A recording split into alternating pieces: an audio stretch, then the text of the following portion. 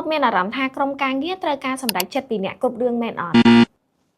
ឬក៏អាជីវកម្មដំណើរការបានលុះត្រាតែអ្នកនៅទីនោះ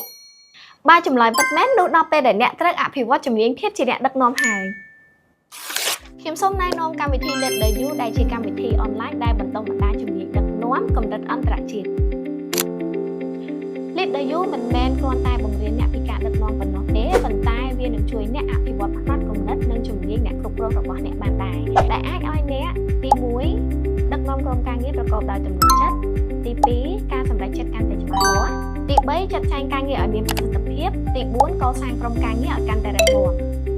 និងចុងក្រោយឲ្យអាជីវកម្មរបស់អ្នករីកចម្រើនដោយចីរភាព